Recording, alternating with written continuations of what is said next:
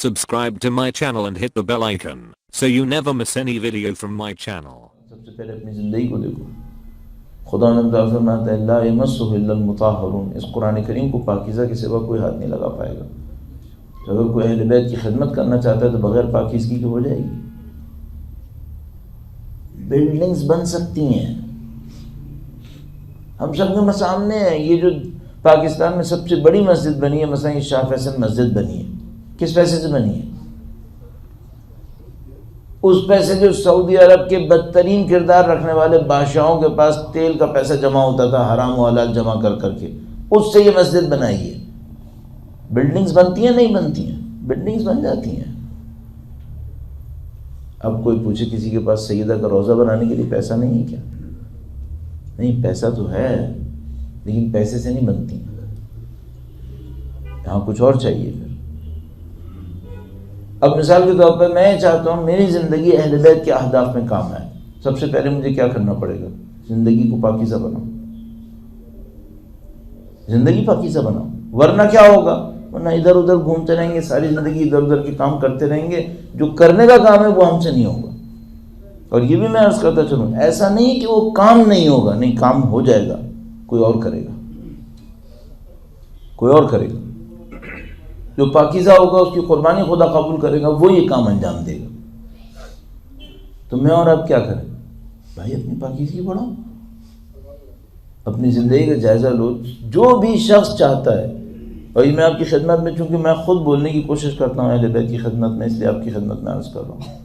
اگر میں چاہتا ہوں واقعاً ایک مجلس پڑھوں جو اہل بیت قبول کریں, اس دن کم سے کم مجھے پاکیزگی دکھانی ہے یا گناہ میں زندگی گزارنی ہے. جتنی میری زندگی پاکیزہ ہوگی اتنی میری مجلس قبول ہوگی. اور جتنا میں گناہوں کی زندگی گزارتا رہوں گا, خطیب بن جاؤں گا, مثلا محقق بن سکتا ہوں, نامور فلاں نامور بن سکتا ہوں, قبول نہیں ہوگی.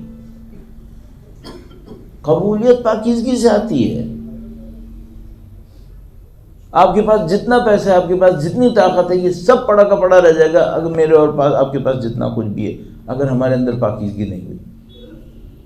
اگر پاکیزگی کیا ہوئی تو کیا ہوگا؟ ممکن ہے ہمارے 4 دینار امام ششم کے گھر میں خرچ ہو, اگر پاکیزگی ہوئی.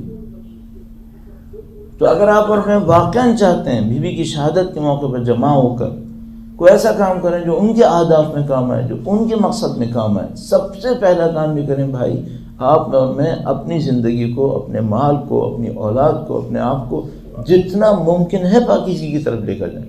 پاکیزگی کی طرف لے جانے کا مطلب کیا ہے؟ جو چیزیں انہیں پسند نہیں ہیں وہ ختم کرو.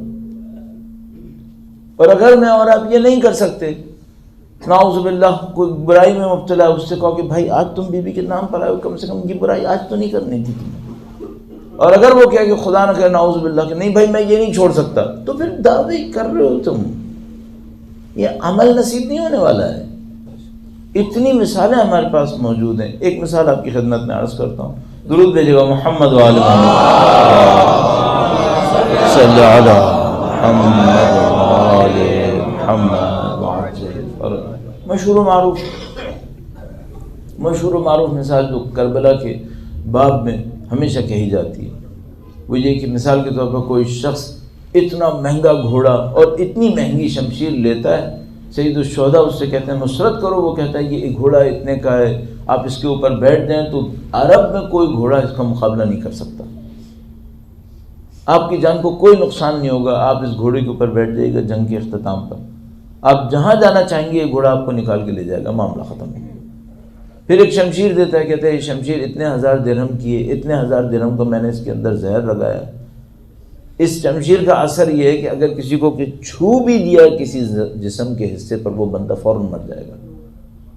آپ میرے گھوڑے پر بیٹھیے گا. اب وہ مشورہ کیا دے رہا ہے امام کو, آپ میرے گھوڑے پہ بیٹھیے گا جنگ کے موقع پہ, جب آپ کو احساس ہو کہ جنگ اب آپ کے حق میں نہیں جائے گی, تو کہتا ہے آپ میرے گھوڑے کے اوپر بیٹھیے گا, یہ شمشیر ہاتھ میں لے لیجیے گا, جو سامنے آئے اس کو تھوڑا سا شمشیر مار دیجیے گا, آپ اس گھوڑے کے ذریعے سے آپ میدان سے جان بچا کے نکل جائیں گے. یہ کس دماغ کا اثر ہے؟ یہ مادہ پرست دماغ کا اثر ہے. یہ اس دماغ کا اثر ہے جو دولت سے امام کی نصرت کرنا چاہ رہا ہے. یہ اس دماغ کا اثر نہیں ہے جو خون سے امام کی نصرت کرنا چاہتا ہے. ہم لوگ کیا کرنا چاہتے ہیں؟ دولتوں سے امام کی نصرت کرنا چاہتے ہیں؟ یہ کبھی بھی نہیں ہو پائے گا۔ جیسے امام نے اس کے جملات سنے، امام نے فرمایا نہ مجھے تمہاری شمشیر کی ضرورت ہے، نہ مجھے تمہارے گھوڑے کی ضرورت ہے، تم یہ بتاؤ ہمارے راستے میں جان دے سکتے ہو؟ سبحان اللہ۔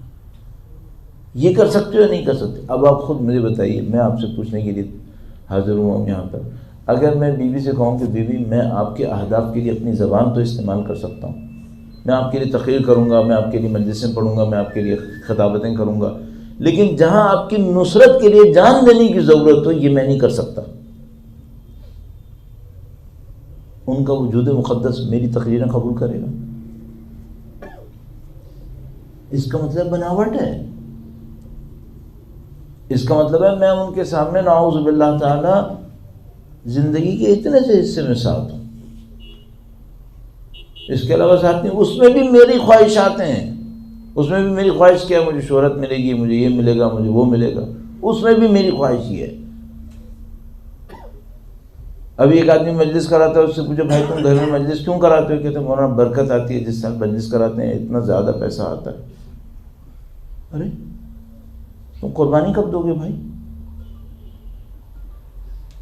تو جو مجھے خوف لگا ہوا ہے اپنے اندر احساس کر رہا ہوں وہ یہ کہ بھائی دنیا بہت آگے جا رہی ہے، اب اہل بیت اطہار علیہ السلام کے چاہنے والے الحمدللہ رب العالمین دنیا سے ظلم کے خاتمے کی باتیں کر رہے ہیں، امام کی نصرت کے لیے تیاریاں کر رہے ہیں، امام کی نصرت کے لیے دعائیں مانگ رہے ہیں، وہ چاہتے ہیں ان کے نام پہ جان قربان کریں، وہ چاہتے ہیں ان کے نام پہ سب کچھ قربان کریں۔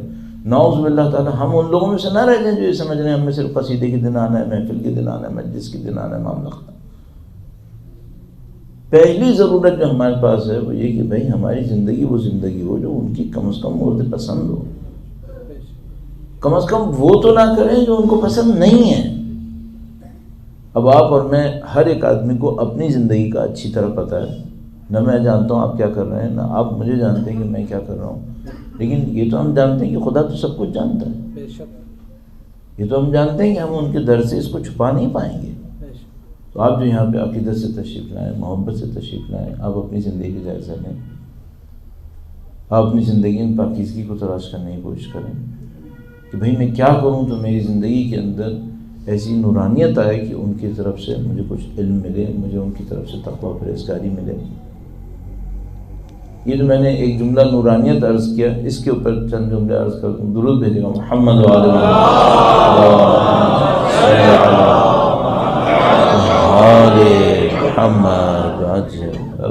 کتنی مرتبہ ایسا ہوتا تھا اہل بیت اطہار کے در پہ کوئی آتا تھا کچھ مانگنے کے لیے، پتہ نہیں کتنی روایات اس کے اوپر موجود ہیں، کوئی چھوٹا سا بھی طالب علم ہو تو اس نے چند روایتیں ضرور پڑھ لی ہوں گی کہ اہل بیت اطہار اپنے دشمنوں کو بھی دیتے تھے، دوست ہو دشمن ہو اگر ان کے در پہ آیا مانگنے کے لیے آیا ہے دے دیا کرتے تھے، نہیں پوچھتے تھے مثلا تو ہمارے چاہنے والے ہو، تو ہمارے ماننے والے ہو۔ ہم معلوم ہے ہم مسائد کے اندر پڑھتے ہیں مولا چوتھے امام نے حتیٰ اس کو بھی دیا جس نے ان کے والد گرامی کی پیشانی کا پتھر مارا، اس کو بھی دیا۔ جو چیز اہل بیت اطہار نے سب کو دی ہے بلا تفریق، دشمن فاسق فاجر کافر، یہ دنیا ہے، اور جس چیز سے پہلے امتحان لیا وہ کیا ہے؟ وہ یہ معنویت ہے، نورانیت۔ دنیا تو انہوں نے ہر ایک کو دی ہے، لیکن میرے سمے تمار کتنے بنے؟ ہاں میرے سمے تمار کم بنے۔ دنیا تو انہوں نے سب کو دی ہے، لیکن سلمان فارسی جیسے لوگ کتنے بنے؟ ہاں یہ کم لوگ بنے۔ البتہ ایسا نہیں ہے کہ مثلا دروازے بند ہو گئے اب وہ اہل بیت کے چاہنے والے ترقی نہیں کر رہے، نہیں ترقی کر رہے ہیں، بدقسمتی سے ہم لوگ نہیں جانتے، ہم لوگ اس سے محروم رہ گئے، نعوذ باللہ تعالیٰ ہم پیچھے رہ گئے تھوڑا۔ اور کیوں پیچھے رہ گئے؟ ہم نے ان سے وہ مانگا ہی نہیں جو وہ ہمیں اصل میں دینا چاہتے تھے۔ کیوں نہیں مانگا؟ اس کے لیے ہمیں دنیا چھوڑنی تھی۔ اس کی نشانیاں کیا عرض کروں؟ بالکل 2+2 4 کہ بالکل ہمارے سامنے کلیئر ہو جائے، دیکھ لیجئے، آج آپ جائزہ لے لیجئے، آپ ان کے راستے میں بڑھنے کی کوشش کریں، آپ نے جملے بہت سنے ہوں گے، تم یہ کر لو تمہاری زندگی سے ساری مشکلات ختم ہو جائیں گی، تم یہ کر لو پھر تمہیں کوئی پریشانی لاحق نہیں ہوگی۔ کیسی باتیں کر رہے ہیں؟ میں عرض کر رہا تھا بھی جو طالب علم بھی ہو نا تو اس کو پتہ ہے، تو جو روایت کا چھوٹا سا بھی طالب علم ہو اس کو ایک بات پتہ ہے، جو اہل بیت کا چاہنے والا ہوگا اس پہ مصیبتیں آئیں گی۔ چھوٹا سا بھی طالب علم ہونا تو اس کو 4 روایتیں اس نے پڑھی ہیں اہل بیت اطہار کی اس چیپٹر کے اندر، وہ فوراً جانتا ہوگا بھائی جو اہل بیت کا چاہنے والا ہوتا ہے اس کو مشکلات آتی ہیں۔ اچھا ہماری کیا خواہش ہوتی ہے؟ کوئی مشکل نہ آئے، کوئی پریشانی نہ آئے، کچھ نہ جھیلنا پڑے۔ یہ کیسے ہو سکتا ہے؟ یہ خدائی قانون کے خلاف ہے۔ اور یہ جو ہماری کم ہمتی ہے یہ ہمیں پیچھے رکھے ہوئے ہے کہ بھائی ہم جھیلنا ہی نہیں چاہتے، ورنہ بھائی آپ آؤ مانویت کے اوپر کام کرو، آپ اپنی روحانیت کے اوپر کام کرو، کیوں دنیا میں غرق ہو؟ ابھی مثال کے طور پہ کوئی کہے بھائی میں کیا کروں، کہیں کم سے شروع کرو۔ کم سے کم کیا کروں؟ کم سے کم یہ کرو نماز اول وقت پڑھو۔ وہ چاہتے تھے یا نہیں چاہتے تھے؟ بالکل چاہتے تھے۔ کم سے کم کام کیا کروں؟ وہ چیزیں ترک کر دو جس کو وہ پسند نہیں کرتے۔ اس میں کوئی ڈاؤٹ ہے کسی کو؟ حتیٰ اگر کوئی مثال کے طور پر شبہ لے کے بیٹھا ہو کہ مثلا ہم پہ نماز واجب نہیں ہے، یہ نہیں ہے واجب نہیں، وہ واجب نہیں، چلو ٹھیک ہے تم واجبات کے اوپر شک کر رہے ہو نا، ایک تو یہ بھی ایک مشکل ہو گئی ہے۔ حرام پہ تو شک نہیں ہے نا، حرام تو ترک کر دو۔ واجبات پہ شک کر رہے ہو وہ بھی غلطی ہے، حرام پہ تو کوئی شبہ نہیں ہے، حرام تو ترک کرو۔ زندگی کو ان کی مرضی کے مطابق بناؤ۔ پھر کیا ہوگا؟ پھر یہ ہوگا کہ ایک مشکل آئے گی، ایک مشکل آئے گی، آزمائش آئے گی، اس میں تم ٹیسٹ کیے جاؤ گے، تمہارا سارا امتحان پتہ چل جائے گا، کتنا تمہارے اندر ہمت ہے، کتنا تمہارے اندر شعور ہے، کتنا تمہارا ان کے اوپر اعتماد ہے۔